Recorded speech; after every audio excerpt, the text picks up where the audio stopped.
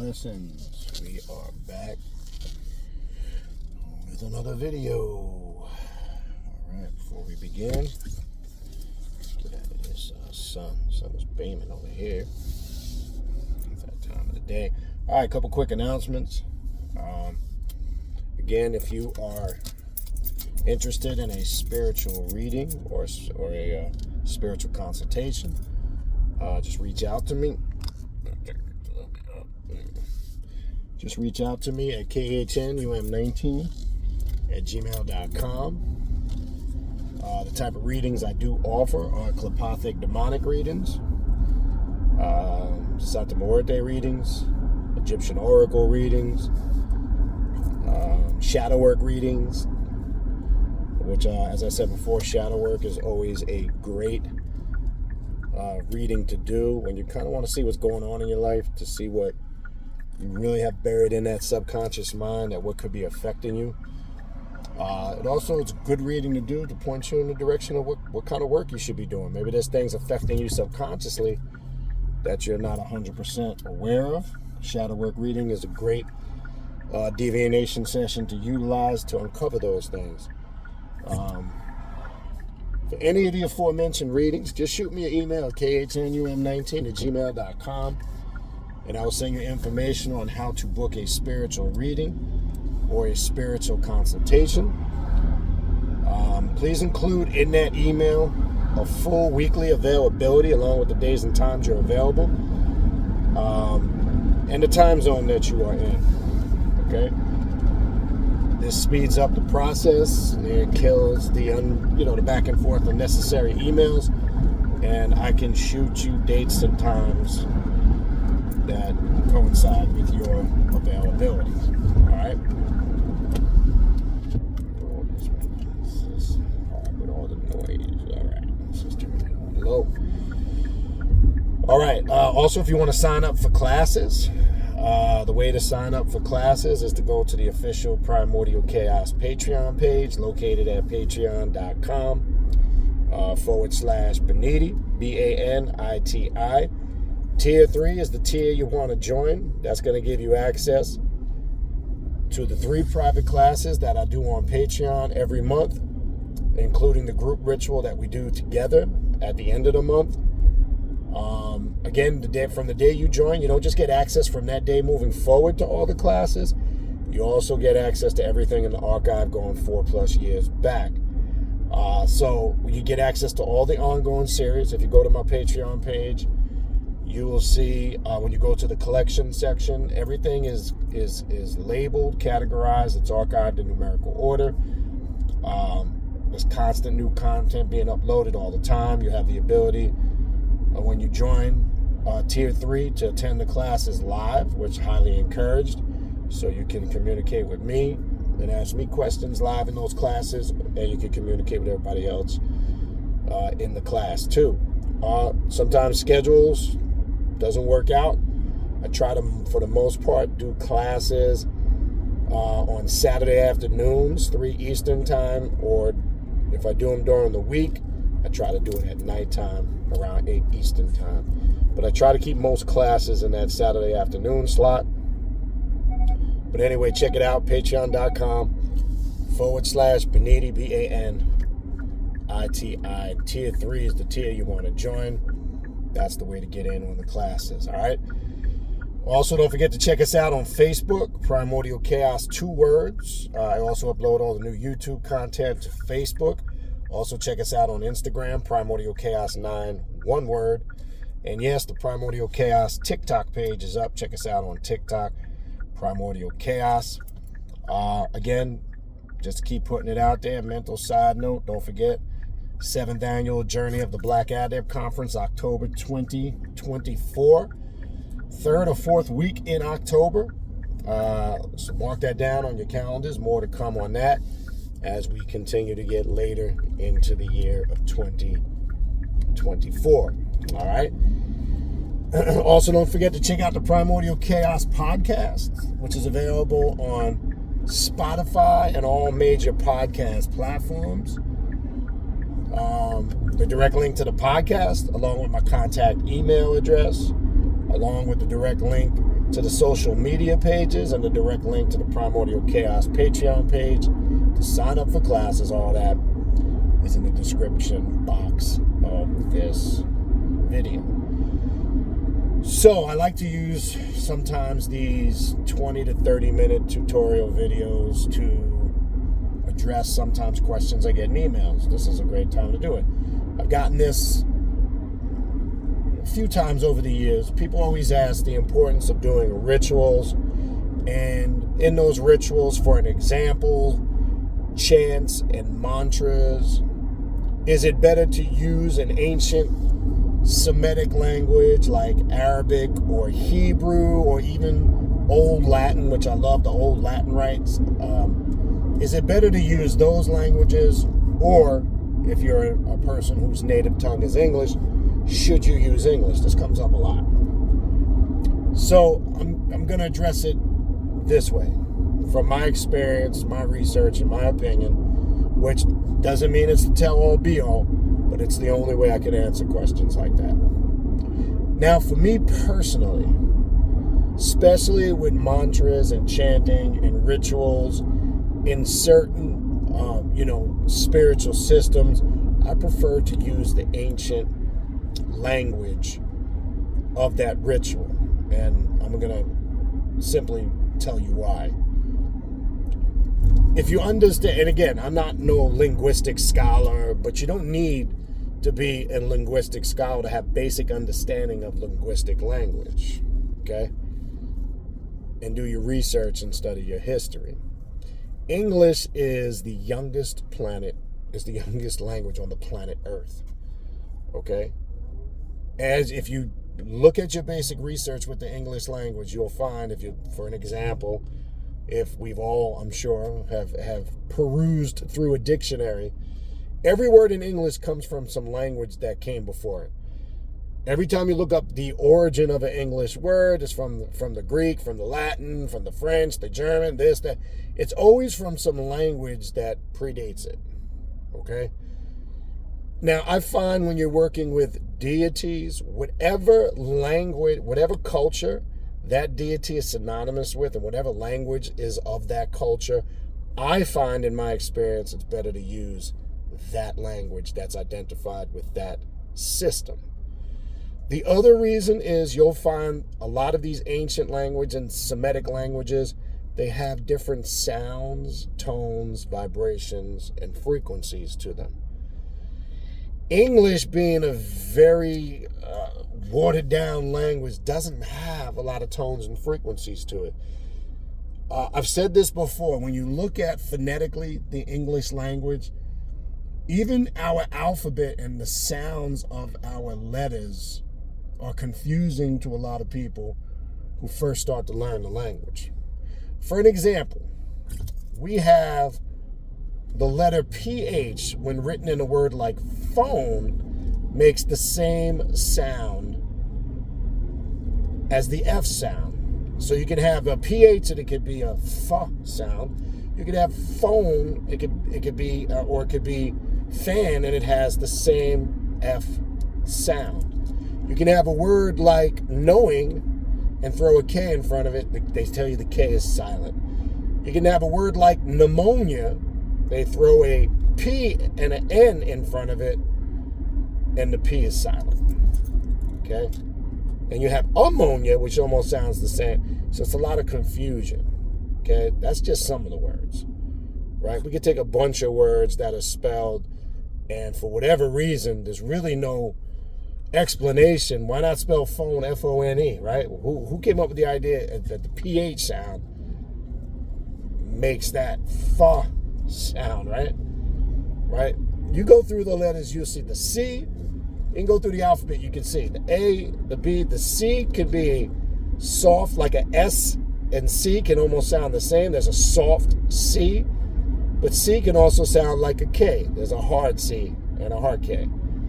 So I'm saying this to say, in my research and study of using a particular tongue or language and ritual, to me, certain parts of ritual is not as effective. More so the mantras, the chanting, or the recitation of an ancient text, right? Now, invocation is a little bit different because invocation, you're really locked in zone. So invocation, you're really tapping in to the very essence of the passion that resides within the heart chakra as you're invoking and connecting with an archetype entity or demon, or you're awakening, that awareness within. So I'm saying more so with mantras, chants, and recitation of certain spiritual texts that you use in ritual, I think it's much more effective by using these ancient languages. Now, I love, again, as I said, the old Latin, right, with a lot of Lucifer rituals. I find the old Latin is very powerful in those rituals. And again, I can only speak from myself, my experience. It vibrates. It creates a different spiritual energy. It feels different. It sounds different. And the fact of the matter is, when you are tapping into a certain vibrational frequency, you are opening yourself up and you can feel it. The pineal starts to activate when you use some of these languages and mantras and chanting. You kind of get that tingly vibration at the bridge of the nose. Sometimes you feel like at the crown of your head or at the back, from the back of your head to the spine. We call it goosebumps, right? What creates those goosebumps is a certain vibrational frequency when you get that for whatever reason. Sometimes you can feel it resonating down your spine. It can open the pineal. I mean, various different reasons, in my opinion and experience, why I prefer to use ancient languages that predate English, especially wherever it is recommended in a ritual. Now, the second thing that comes up, what if I'm not pronouncing it right? I've been asked this question a bunch of times over the years. What if I want to do the rituals or the mantras or the chants in those languages? Then people say, but my fear or concern is, what if I'm not sounding it and pronouncing it right? What does that mean? Can that cause me problems? Does that create an issue? Now, there's going to be a difference of opinion on this. Some people will say yes, but sometimes they'll support that with spookism, because they say if you don't know what you're saying or saying it correctly, you can open yourself up, to entities, spirits, or demons that can cause you damage. Now, that's true, but there's certain things that govern that. Okay, that's if you completely have. I don't recommend you using any ancient language without first making sure you fully understand what you're saying in English, because that would be complete fucking stupidity. Because then you're going into a ritual, in my opinion, clueless, not knowing what you're doing. So yes, if you do it in that sense, most definitely. Especially if you're not aware of what you're doing. But well, let me not say that, because today people do stupid shit. I was going to say who, in my opinion, would just do that, because that would be foolish. But again, unfortunately nowadays you don't put shit past anybody. Now, my thing is, if you've thoroughly studied the ritual and you really understand in your mind the full meaning of what it is you're going to recite in that ancient language, be it Latin, Aramaic, Hebrew, Arabic, whatever, what that does is your intent is in alignment. So if you're not pronouncing everything to the letter, I'm not talking about like you're completely butchering it. At least practice the pronunciation to the best of your ability.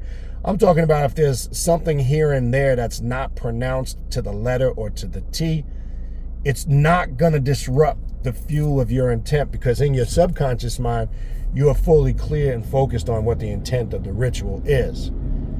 As long as those things are in place, then you don't have to worry about that first factor of can I open myself up to some spirits or forces I'm not ready for. Well, that can happen not just with this and not understanding the language. That can happen if the person's not in a sound mind, period. So that's the other protection. If you are in a sound mind and you've built your spiritual power up, doesn't matter, okay? There's going to be some that might be in disagreement with that, because they're still under, these doctrines of control, so they may not understand that. Can it happen? Yes. And that's why I explain that, but here's the reasons why. Only if you go into the ritual just completely careless, not having a full understanding of what you're saying or doing, yes, you can be opening yourself up to forces because in your subconscious mind, that intent has not been fueled correctly. You studied the ritual, you understand, you thoroughly went over in a full breakdown and meaning of it in English. You did your research, you got locked in your mind. When you're doing this, what exactly you're saying and what you're connecting to, doesn't matter if there's some things not 100% pronounced correctly. Okay? Now, you're killing the power of a ritual too if you're so focused and worried about messing up, and more of your energy, your focus, and your concentration is on not making a mistake. That's stripping you from the power of the ritual itself becoming successful. Because more of your energy, your intent, and your focus is I don't want to fuck up, or I don't want to mispronounce something. And you could be focusing and putting so much energy on something that's really, in essence, not as critical or as important as you think. Okay? So my advice would be, as a whole, when this question comes up, and again, this has come up a few times over the years, off and on. It's definitely not the first time this question has been asked or I've been emailed about it.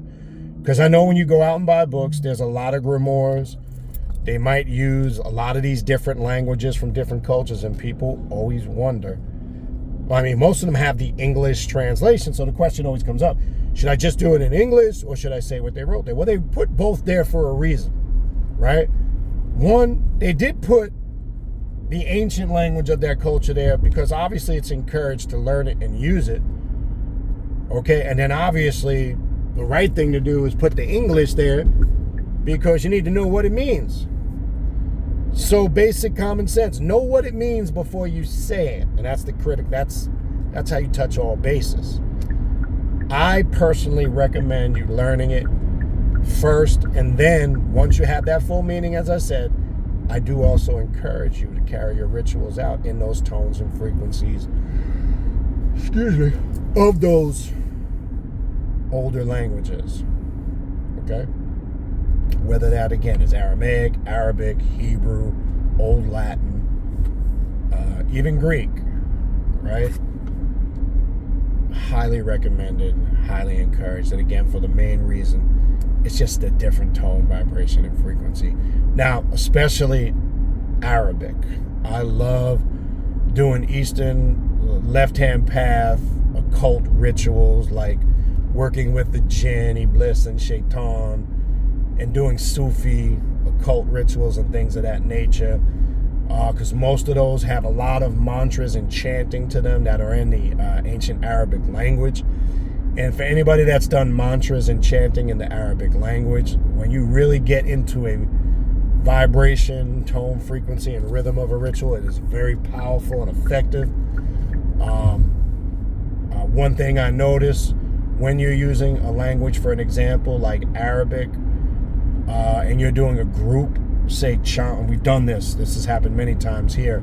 You're doing, say, a group chanting circle or mantra or group session.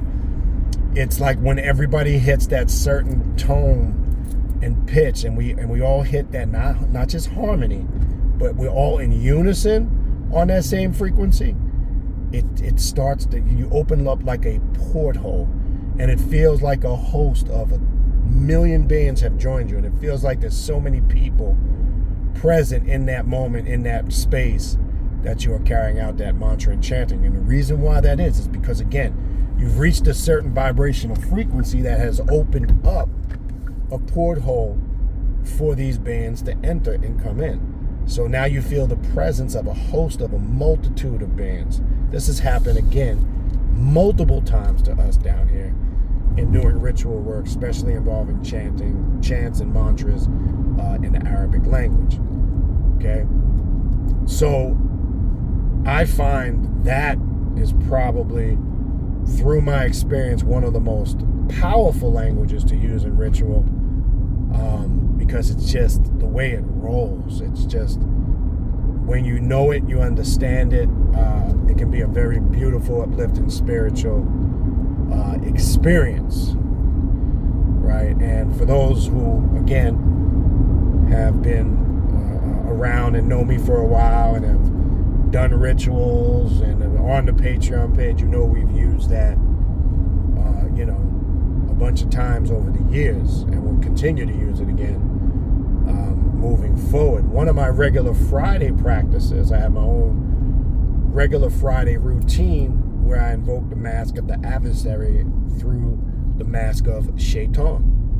And I use part of my Friday working is I use what they call thicker beads in Arabic or in the Islamic world, which your mainstream Muslim uses them to recite and remember the 99 names of Allah subhanahu wa ta'ala, right, as they say, right? They're also used in working with aspects of Shaitani bliss and the jinn as a remembrance tool, as a lot of beads are used in forms of, even Kali mantra beads are used to recite her, or to keep track of her mantras, etc.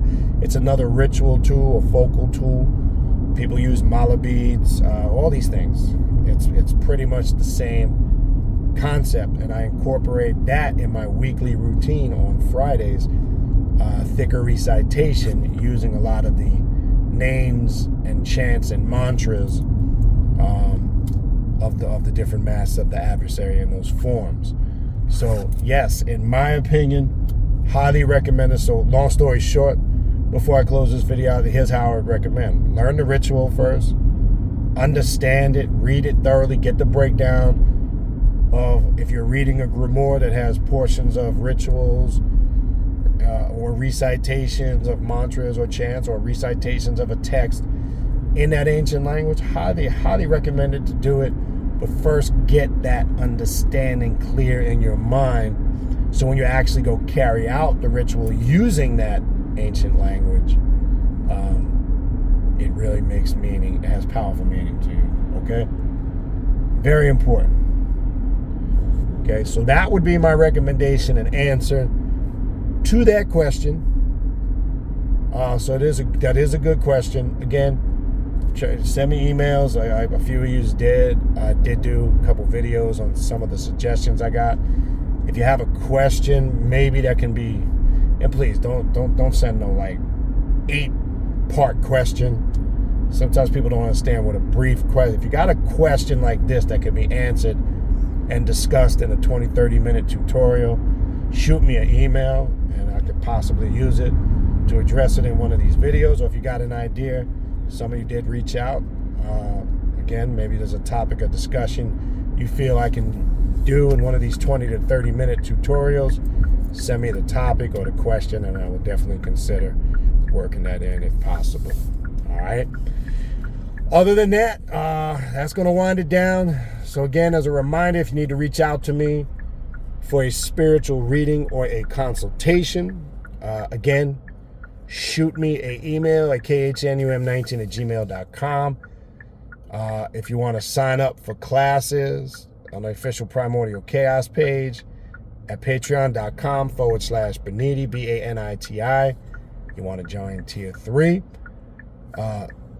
If you want to check out the Primordial Chaos podcast, remember the direct link to the podcast, my contact email address, the direct link to the Instagram, Facebook, and TikTok pages, the direct link to sign up for classes, all of those links, ways to contact me, all that information to stay up on what I'm doing here on my Primordial Chaos YouTube channel. All of that is in the description box of this video. All right. I appreciate you guys tuning in. So hopefully this video helped you in some shape, form, or fashion.